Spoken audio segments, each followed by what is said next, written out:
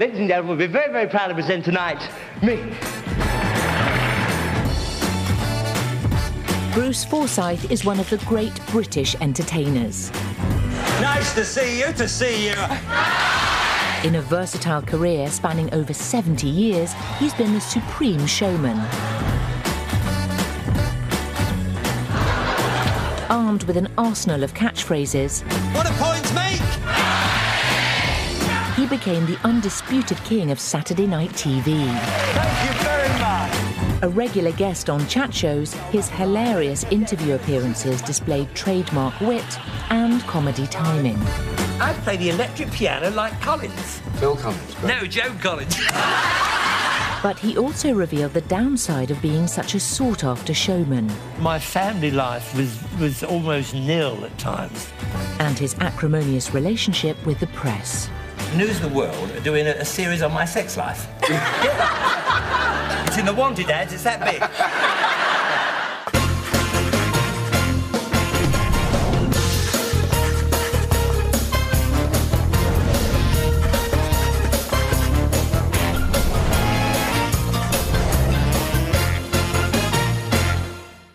When I go on a show, a lot of people call me Forsyth. You see, if it's an ordinary, run-of-the-mill kind of show, yes, I'm called Forsyth. But if the show has a little bit more class about the whole thing, then I insist on being called Forsyth. It's got more of a facade. So, it's got something better.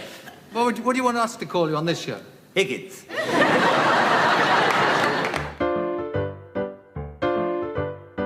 Born in 1928, Bruce was raised in North London.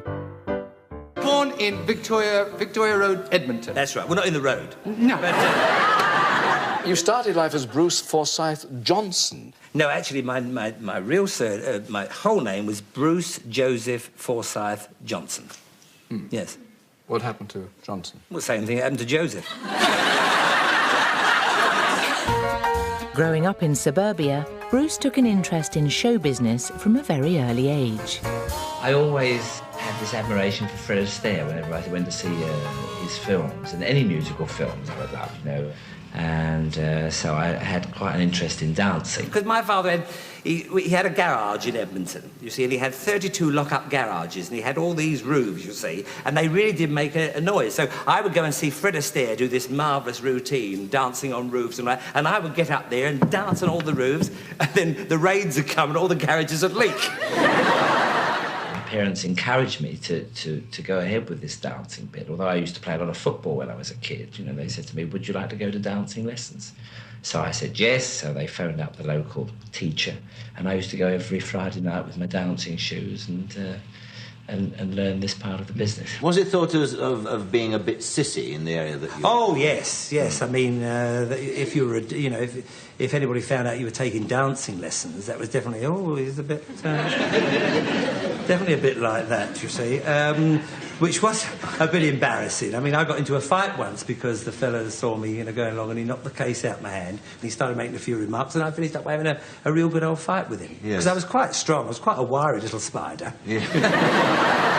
Fortunately, Bruce didn't let the mickey-taking affect him and continued to pursue his love of dance. And I started going in for these competitions. What was also embarrassing, I used to change into my little satin sequin suits. Oh, what you've missed. And I'd have to change into those. There again, I'd have to go in the corner because, you see, I'd be the only boy dancer there. All the rest would be all these little girls. And I was petrified of them, really, in case they grabbed hold of me or something, And...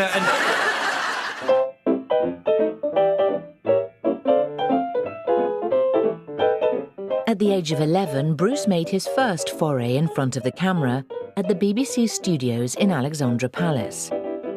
Sadly, the footage no longer exists. It was Jasmine Bligh. Anybody old enough to remember Jasmine Bligh? Oh, I feel so old. Say yes. And you could go along and she'd interview you, and then she'd say, well, that's been nice to talk to you. Now, if you want to get up and do your song and dance, which I did, and her final question is, well, what do you want to be, Bruce? What is your aim? I said, well, I want to be a star and buy my mum a fur coat. If a woman had a fur coat, that was it. She was either one thing or the other. Now, you left school at 14. Yes. My headmaster said, I can't give you a very good report because you've had so little schooling. I said, don't worry, sir. I said, I'm going into a business where they go by what they see you can do, not by what you've done. So he said, what business is that? I said, show business, sir. And he went, well, Lord help you. And that was it. No. You have to go in at the age of 14. Yes, how can you get a job at 14? Yes, well, I put an advert in The Stage. Which is our sort of show business newspaper, and I put an advert in, and I used to call myself Boy Bruce then. Boy Bruce, the mighty atom. You exploded all over the stage. And I got a reply, and I got a job for £5, and I worked Bilston, the theatre in Bilston. If you're looking in Bilston, the Black Country. Yes, and I got 13 and 4pence, because they had a share out. We didn't take much money that week. With the country at war, some of Bruce's early engagements weren't exactly smooth-running, glamorous affairs. I played piano in this very theatre when it was the Shepherd's Bush Empire. Yeah. I was playing piano here when the flying bombs were coming over. And one night, this is absolutely true, this is not happy news, I was playing the piano here for a little girl who was singing in the middle of the stage, Leonard Harris Discoveries. The flying bombs stopped, the engine stopped, and then nothing. The whole audience got under the seats. I got under the piano, got the girl under the piano as well for 5 minutes. And that was it. And then we heard about 30 seconds afterwards a terrific crash when the bomb actually landed. After the war, Bruce had a short stint as a dancer at London's Windmill Theatre. He would later return as a solo act to face an audition with a notoriously hard-to-impress manager, Vivian Van Damme. I did another audition, this time as a single performer, where I was doing all the things that I did when I did my first audition for him. And at the end of this, I did this one on the stage, and he came up to me and asked me, he says, yes, Bruce, definitely.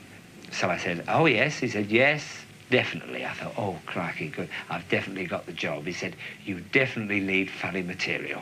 It was at the Windmill that you fell in love with the woman who was to become your first wife, Penny. Yes, yes. Tell me about that time. They gave me the job of choreographing the tap dancing duets. And Penny was one of the girls that I used to teach to dance. And at what stage did you realise this was the woman you were going to marry?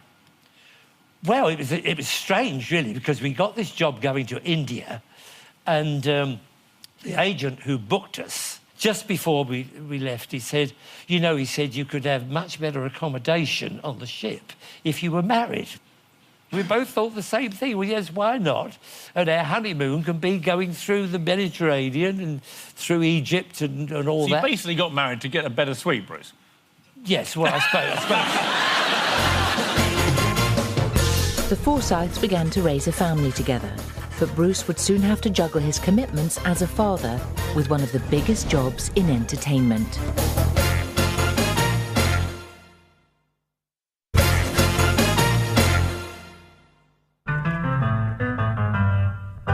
In the mid-1950s, Bruce Forsyth was forging a career as an entertainer, playing to variety theatres all over the country. But he was far from top billing. I was at the theatre in Cleethorpes. I think it was the Empire Cleethorpes. I don't know. Me being who I was, I knew I'd either be on the 3rd floor, the 4th floor, or the 5th floor, because I was always second bottom of the bill. So I looked there, where was it? Oh, yeah, in the basement. Well, that's new, in the basement. Bruce Forsyth and Duncan's Collies. I'm only bloody dressing with a dog act. I couldn't believe this. Do you ever feel like giving it up? Being a young performer, you'd work on the bill with a lot of the old performers, and a lot of the old performers would tend to look down on you, especially if they hadn't made it. You could even smell the sour grapes. You didn't have to taste them. You could smell them, you see. And I wanted to, if I didn't make it, get out. Maybe go more into the musical side of the business or something else. But I didn't want to be a frustrated pro. Bruce's determination began to pay off in 1958 when he landed the prestigious role of host on Sunday night at the London Palladium. A hugely popular variety series beamed live to the nation, featuring performances from top acts of the period. Oh, well, the big break was definitely the Palladium. I'd been in show business about 16, 17 years by then, and I'd been in reviews, I'd played in Variety, I'd done different things of this sort. But getting the break at the Palladium was the big deal. A relation of mine was at the Hippodrome in Eastbourne, in the audience some years ago, when you announced from the stage that you had that job at the London Palladium. Yes, really. And the old Hippodrome. That's it. The old Hippodrome Eastbourne. So that was really a plum job to get. You must have been very thrilled. The Hippodrome Eastbourne, wasn't it? No, it's been done up now. I mean, they put a roof on it. Sometimes we get 25, 30 people there, and that would be it. And I go from that on a Friday and Saturday, drive up to London, and then be in the Palladium with 2,500 people. The contrast was incredible. Good evening, ladies and gentlemen. Welcome to Sunday night at the London Palladium. Despite his experience on the boards, the Palladium was in a different league, and Bruce felt the pressure. The first time I ever went there, for the first show I ever did, I got to the stage door and I thought, I'm going to drive round the block again, and I did before I went in. I was very, very nervous. I think this is probably the most nervous I've ever been in my life. Luckily for Bruce, his initial apprehension didn't hold him back, and he became much more than just the compere, taking part in sketches like this with slapstick legend Norman Wisdom.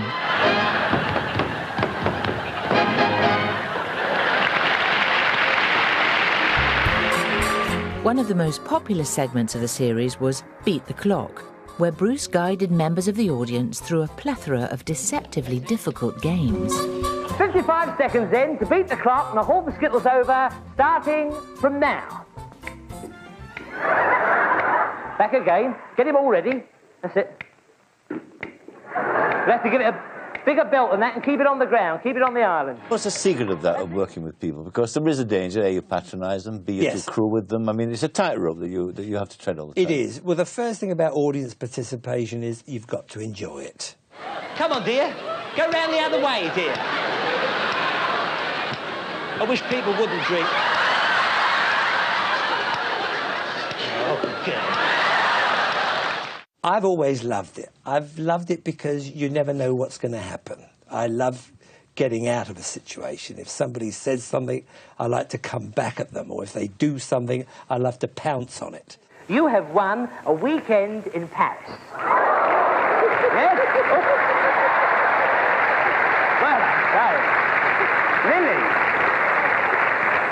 Wait until you get to Paris, dear. Control yourself. Right. Beat the Clock showcased Bruce's skill with the public, a talent he'd honed during performances at a summer season on the South Coast in the mid-50s. Before I did Beat the Clock, I was working in Concert Party. And in Concert Party on the Sundays, we had to do games because you weren't allowed to use costumes or sets, you know. I mean, we're going back a long time now. So the producer of this concert party that I was in, a guy called Hedley Claxton, used to talk like that all the time. And he said, I'll tell you, we do these games, you see. You know, he showed me all the games and all that. He said, now, we've got to be down by 10 o'clock. Because 10 o'clock, licensing hours and everything else, we've got to stop then, we have to stop then. So I said, all fine. So we did the show, and the first half went 1 hour and 40 minutes. Because I had so much fun with the people. And it was my first experience of audience participation. So he came round after and said, I don't know what we're going to do. He didn't know what we're going to do. Now 40 minutes. He said, we've got to have a 10-minute interval. He said, our second half's going to be 10 minutes. After hosting proceedings on and off for a 6-year period, often attracting 20 million viewers, Bruce left Sunday Night at the London Palladium in 1964. His next TV project would be his own star vehicle, The Bruce Forsyth Show, where he got to share the screen with some of the biggest names in the business, like Tommy Cooper. I'll just have a glass of milk. Have a glass of milk. All right, glass of milk. Hello? Will you ring back? We're not on the phone yet. Give it to me. Oh, not on the phone. Hang on. Hello? In the late 60s, Bruce graced the silver screen in Star alongside Julie Andrews, and would later go on to appear in the Disney classic bedknobs and broomsticks. But his greatest challenge of the decade was West End musical Little Me, where he performed in 7 different roles. Little Me was probably the best thing I'll ever do in my life. That's the kind of person I am. I hate to feel too safe and too secure. He'd now become a household name, but fame inevitably came at a price. Nowadays, you just can't walk up and down a street without being recognised and probably without being chased for autographs. How do you feel about this?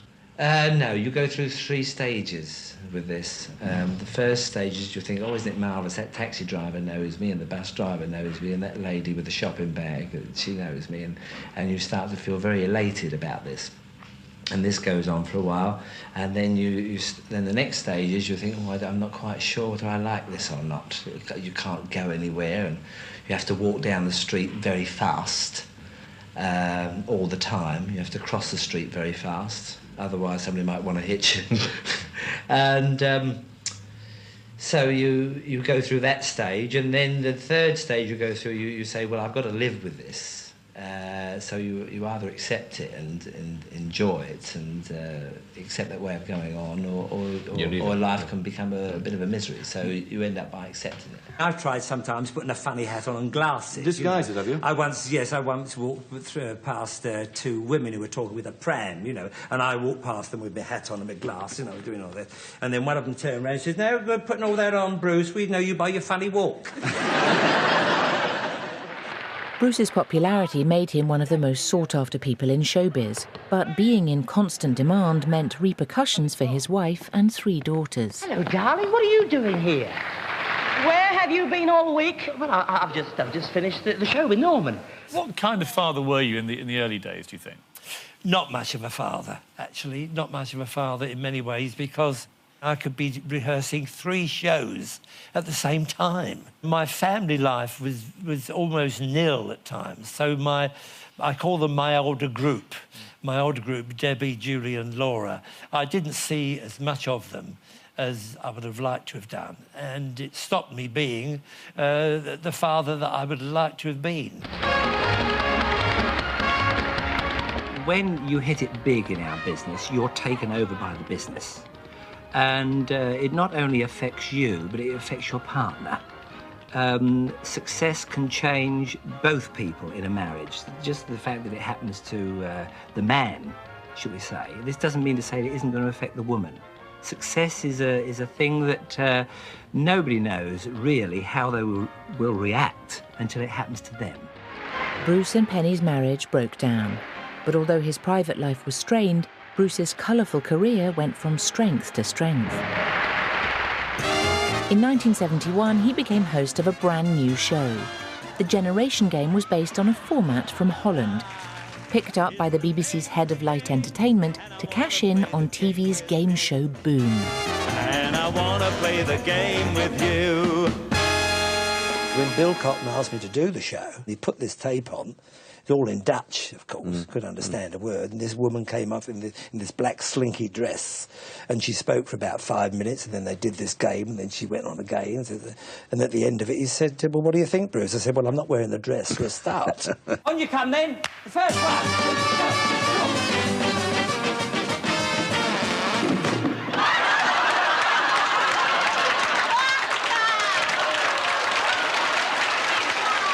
#1, top of the ratings, every week without fail. You don't have to look, see what's #1. We look for what's #2 and #3. Nobody would have believed, actually, about 7 years ago that at 6 o'clock on a Saturday night you can have a show that will get that kind of rating. It really has been a tremendous thing.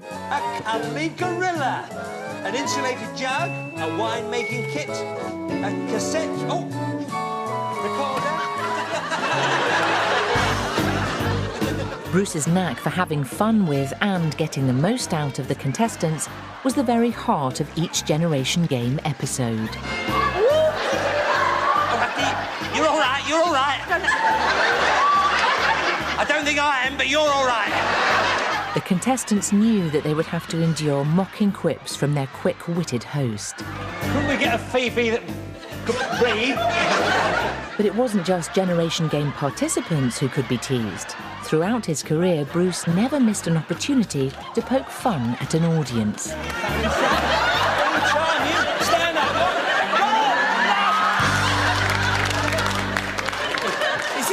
in a crowd. What time's the séance? Are both the ladies with you, sir? Do you always carry a spare? You are a devil. May I say you've been my kind of audience, no taste. You really haven't. Audiences, and when I go to clubs, they expect me to be a bit rude to them. If I'm not rude or seemingly rude to people, it's never the same me. They expect me to have a go at them. With a Generation Game in full swing in 1973, Bruce married his co-host, Anthea Redfern. I really don't know anybody who was wooed, anybody as attractive as you, has been wooed by donuts.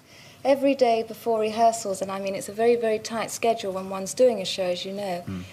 He used to be late, like 5 and 10 minutes. I used to think, well, if I can be here on time, why can't he? And eventually he used to come in with this great big bag, and I opened the bag and there were like 6 jam donuts, which I'd stuff like mad. And this is very true, that's how he won my love. Yes. Secret lads, buy her a donut. Now happily married to Anthea, and with a Generation Game top of the ratings, it seemed like Bruce Forsyth could do no wrong. But things were about to turn sour.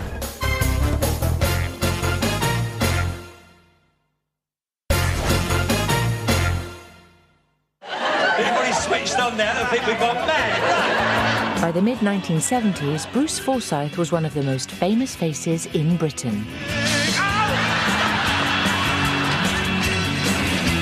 The name Brucey had become synonymous with high-octane, family-friendly entertainment. See that? Stage hand. Why is it, howsoever, that you have, or seem to have, more energy than the rest of us put together? Well, it's mostly acting and pills. In that order.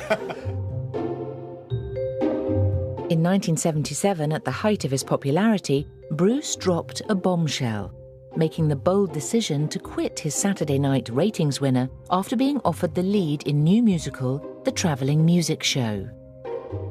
You've given up the Generation Game. You're putting your reputation on the line, doing a West End musical. My reputation has been on the line for the last 20 years. So I don't think one's doing an extension. You've always got your reputation.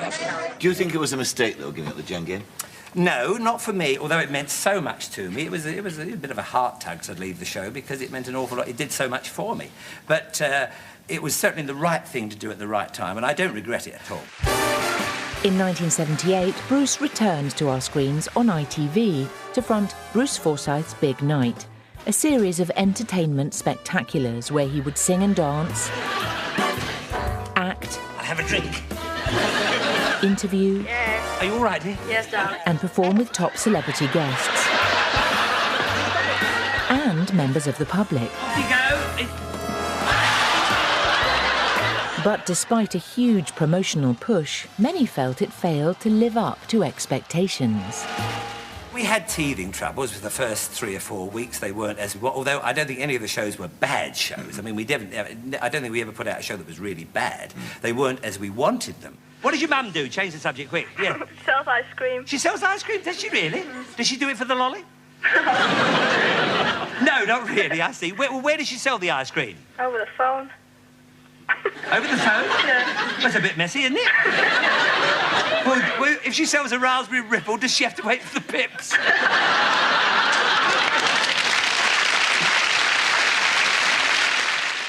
On television, you do a show, you don't have the advantage of going on tour for 4 weeks like a West End musical or a West End play or anything else like that. You just have to get into a rehearsal room, then you go in the studio and you do it. OK, there were quite a few things wrong with the show. And we lost a lot of viewers. After his new series was panned in the press, Bruce took the extraordinary step of defending it while on air. With all that pre-press, it made people think that when the show started, that glitter was going to come out the set. And, you know, it was going to be so sensational. And it's like everything else. If people tell you, oh, you must go and see that, when you go and see it yourself, you're a bit disappointed. I know when I'm working well, I know if I'm getting over to you 400 people here. You represent, at the moment, we're getting 13.5 million viewers, which is a lot of people. I say good luck to the free press, marvellous. But what about a free hit back? Why can't we as people And I mean, this is marvellous for me. If they put this out, I'll be thrilled. Because I think sometimes somebody had to go back. Bruce tried to put the furore surrounding the big night behind him and sank all his energy into fulfilling his lifelong ambition to appear on Broadway. You are a huge star in England, then you come here and it's like breaking in a whole new audience. Yes, because a press guy got onto me yesterday and he said, you're so big in England. He said, why don't we know about you? The only way a vaudeville performer or a variety performer can get for people to see them and maybe be able to open up another market here is to physically come over and do it. And that's exactly what he did. But even on the other side of the pond, Bruce couldn't escape the British media. Bruce Forsyth, have the Broadway butchers killed your prospect in America, as most of our newspapers have been claiming? Is that what they've done? Yes. They never stop, do they? Well, no, it hasn't been complete butchery. I mean, I'm at a disadvantage because I don't know exactly what has been said. But let me explain, Donald. In the Times and in the News, I did have two very bad ones. Now, the New York Post was an absolute rave. It was probably one of the best reviews I've ever had in my life. The other very important thing here is the Associated Press review. And that turned out to be a rave as well. So, actually, in point of fact, Donald, I've broken even. And I told the British press that were here in New York, actually, on the opening night. They said, how do you think it's going to go press-wise? I said, look, if I break even, I'll be satisfied. Even though you say you've broken even, there are there are lots of people among the American critics who don't think so. Well, what has personally made you been so desperate to break into America and go on Broadway? I'm not desperate. It's an ambition. You see, if you're a performer, if you haven't got ambition, then you might as well pack it in. One of the critics who wasn't so friendly said that your show was performed with the maximum of vigour but the minimum of innovation. Is it possible that your material wasn't new enough? Not possible at all. I mean, I've had things like that said about me in England. It's a part of our job to be criticised. The awful thing is that when you do break even, as I have here, you know only one side of the story is being given again. It's the same old nonsense. In fact, I'm going to do a TV show in England one day. I'm going to call it What the Papers Didn't Say. Yeah, I don't think there's been anybody in the last... Not that I know. I don't think anybody has taken the stick I've had over the last 3 years, not as a pro. But, you know, and I think what it does to you, when you get so much of it, I think you either say... you either say, I can't stand it anymore, and you have a nervous breakdown. Or you say, well, I'm gonna fight this, and I'm gonna have a go. And that's the way it affected me. By the end of the 1970s, Bruce and Anthea had separated, but this still didn't stop the press hounding them. Anthea's had more of a pasting than I have in the last couple of years. Anyway, she was in Miami, and there's a big story going on. Then they found out I was in New York, and a story went on that I was going to go to Miami to sort everything out. You know, we had been separated for a year and a half. The guy came to meet me, and he said, there's about 10 photographers. He said, they're all there. I said, oh, dear.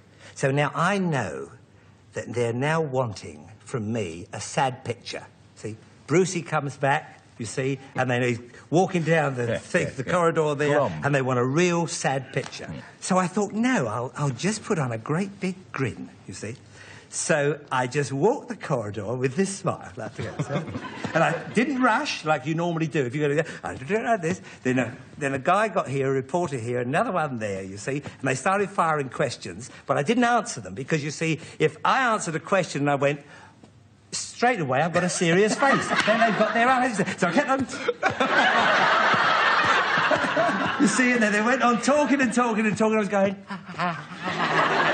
And then it went on and on. I finally got to the door I could go through, and then the reporter said, have you really lost your voice, Bruce? I went...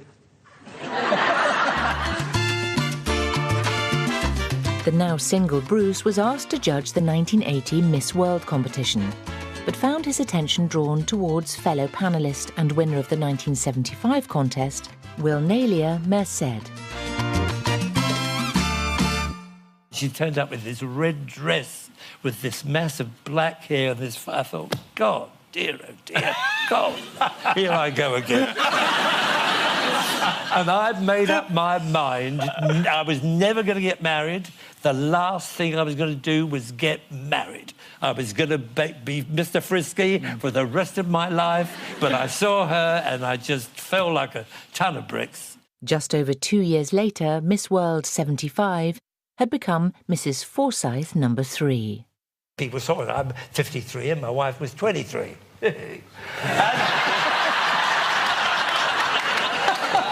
People often say, they still say to me now, they say, you know, how do you have such a young wife?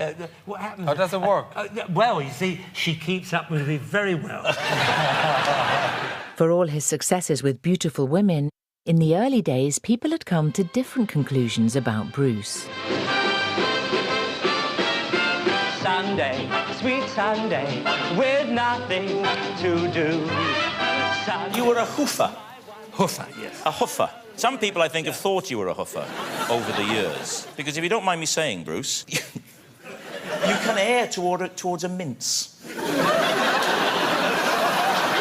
Drifting and dreaming alone through the day. Actually, when I first started at the Palladium... Yes? Because of my walk, and I have got a bit of a funny... I know that. A bit of a funny walk. For the first couple of years, people did think I was a homosexual. Who's it? Oh, Wrens! And I think it was a way of getting to the women in the audience, to make friends with the women. If you said little remarks that women would say, I think it endeared you a bit to the women. And the men thought, you know, the great big whatever he was. But when my reputation caught up with me, they found out that wasn't true. Because you loved life, didn't you? I loved life and ladies. Yes. Especially ladies. While Bruce was enjoying his third marriage, he returned to familiar ground professionally. And through the 80s and 90s was at the helm of a string of game shows, including The Price is Right, You Bet, and Play Your Cards Right. All right, we asked 100 farmers. If the vet hurt his hand, would you be prepared to take a cow's temperature? Where do you take a cow's temperature? We'll come round the back and I'll tell you. What makes a good contestant? A good contestant, well, somebody who's maybe a little bit nervous, but then when they get on there, they manage to relax. And I love the shirt. Lovely. Did you make it yourself? Half of my job at the start there is to relax them. And by having a bit of fun with them and chatting with them and talking about their lives. What do you do, Barry? I'm self-employed shoplift fitter.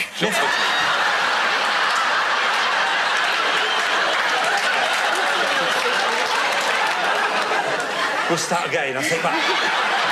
All we need now are our players. You never knew what the contestants were going to be like, which was always fun for me to pick on something that they did that was funny. I like camping. Do you find that camping makes your love more intense? Or did you just go with him to bring him down a peg or two? Did you feel like you were getting away from your comedy roots a bit at this time? Yes, when I look back, I do realise, and I know this for a fact, I did too many game shows. But you see, you could do them so quick and the money was fantastic. Was money often a decider for you? Was it hard to turn it down? Oh, yes. Yeah. Yes, because it was so quick, you see. You could do a whole series of 16 shows in 2 weeks. Yeah, go Lola. For each new series, a catchphrase or two were never far away. Don't touch the pack. We'll be right back. I've had loads of them. I mean, I'm in charge, started it. I've had nice to see you, Nice! You do well. Good game, good game. All right, my love. What do points make? It's another language, isn't it?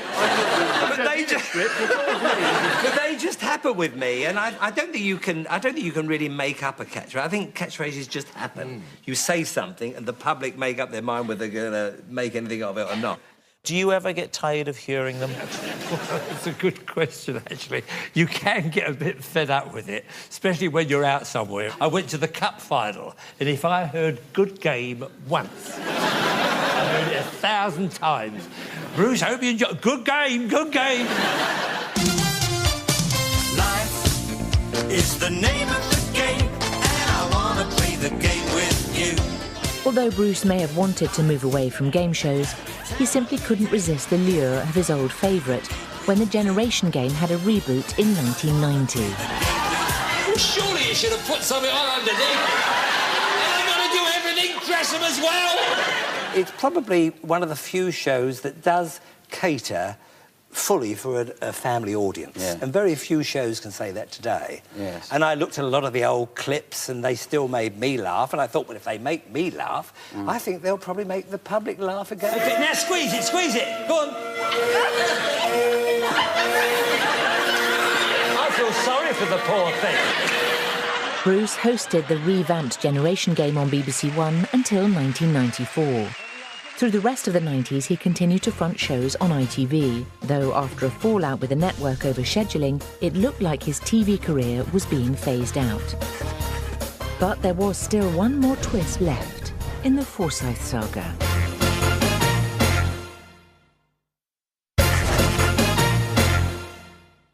You can't expect your career to be all one big peak. I mean, you know, you'll learn. And as the new millennium dawned, Bruce Forsyth was already more than 50 years into a stellar career with one of the most recognisable faces on TV. Actually, Bruce, people are always teasing you about your chin, but I mean, yes. I have to say I rather like that. I do. I think it's... That's why I can't grow hair on my chest. It's in the shade. However, as he reached his 70s, Bruce was spending more time on the golf course than on our screens. You thought it was uphill? You should always come the other way. Well, you know, next time before you play, have an eye test. With retirement seemingly imminent, his career was unpredictably revived when he appeared as guest host on Have I Got News for You in 2003. My wife said, we were watching this, she said, Bruce, she said, you know, you could do that show. I said, I think you're right. I was just thinking the same thing. Why not? So I phoned Paul Merton, who I'd met at a couple of occasions. I said, how do you think I do on Have I Got News for You? He said, well, he said, you've obviously got a bit of comic timing. I said, thank you. 2 or 3 days afterwards, that's when they called and said, would you do Have I Got News for You? Play your Iraqi cards right. Please. This is satire. A lot of people advised me not to do it. You're sticking your chin out with a chin like mine. That's a dangerous thing to do. Now, these are the cards that the Americans made to show all the Iraqi bad guys in the war. Now, Ian, you go first. Thank you, Bruce. It's the king of clubs. RCC vice chairman is that Ibram. Now then, it's a high card. So,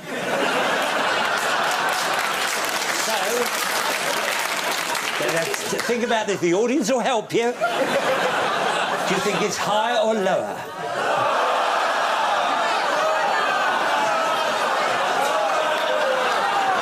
I'm not sure this programme can go much lower. Oh, you haven't seen the finish yet. Bruce's triumphant turn opened the door to another opportunity, but this time, the big one, back in the heart of Saturday night. In the first place, when they first... It was called Celebrity Come Dancing. That was the first name. And I thought, well, what a great idea. What a fun show.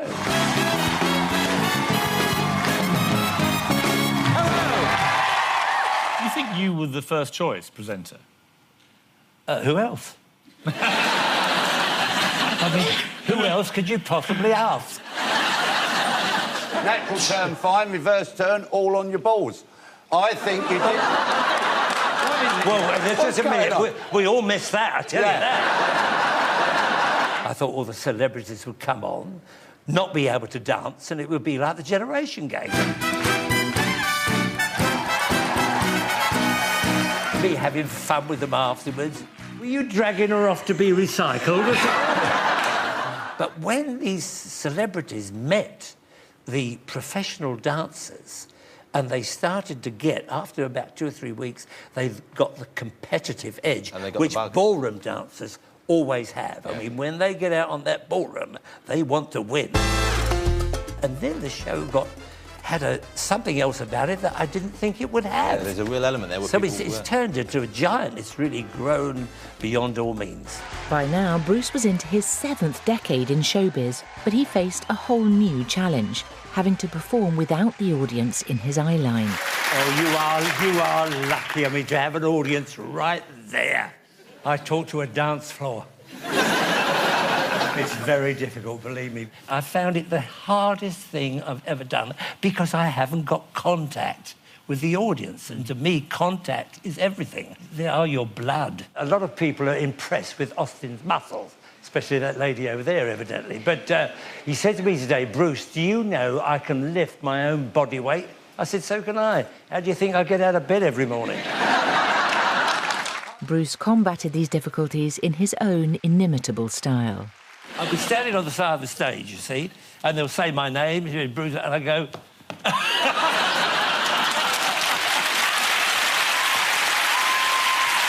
I could never do that. It's got to be... And when I do that little hop, the other me turns up. What's the Bruce before the hop? Nervous and is it going to be all right, you know, because every show is a different show. Different people, you never know what's going to happen. But then when I do that little hop and I walk on, the other Bruce is there. And what does that Bruce thank say? God he turned up tonight. If he doesn't turn up, I tell you, that's when I know when it's time to pack it in. English tap dancing is all... Fortunately, the other Bruce has continued to turn up well into his 80s. It's carpet. I thought I'd gone deaf. He was knighted in 2011, and Sir Bruce even earned himself a place in the Book of Guinness World Records for his television longevity 2 years later. Tomorrow I might not even be able to get out of bed, but right now, and when we first started this evening, I felt 30 again. It's amazing that happens, but it does, because it's what performing is all about, how you feel. Do you think you need it? Oh, yes, I need it. It's a part of me. I need that fillip of walking on and feeling good. And if it's been a good night, if it's been a good show, then you feel great. Are you thinking in any way at all about, you know, retiring? Yes, tonight. You don't mean that. You don't mean that. No, I know one day I'm going to wake up and say, is it all worth it? Have I got the strength to do it all? But at the moment, I mean, this is what I love. This is what I grew up on in variety. And when I see this kind of a crowd, oh, I envy you. Oh, we envy you. Bruce announced his retirement from Strictly in April 2014, still very much at the top of the business, in an incredible career that has lasted more than 70 years. Seeing the tapes of me when I first used to walk on at the Palladium with all these teeth and this awful... I can honestly say I do hope I've improved as a performer, because when I look at that guy that walked on in 1958, how he has lasted, I don't know. How do we sum up Bruce Forsyth? How do we just describe you? Well, the entertainer. I'm an entertainer. Daddy started out in San Francisco, tooting on his trumpet loud and mean. Suddenly a voice said, go forth, Daddy, spread the picture on a wider screen. The voice said, Daddy, there's a million pigeons ready to be hooked on new religions. Hit the road, Daddy, leave your Commodore wife. Spread the religion of the rhythm of life, and the rhythm of life is a powerful beat. A tingle in your fingers, down a tinkle in your feet. Rhythm in your bedroom, rhythm in the street. The rhythm of life is a powerful beat. Let me hear it. Talk it to me. Nice to see you. I'm in charge. Did we do well? Ba-ba-ba, Julia! Oh, Julia! Oh, the rhythm! Great rhythm! Oh, life! Yeah! The rhythm of life is a powerful beat. A tingle in your fingers, down a tinkle in your feet. Rhythm in your bedroom, rhythm in the street. The rhythm of life is a powerful beat.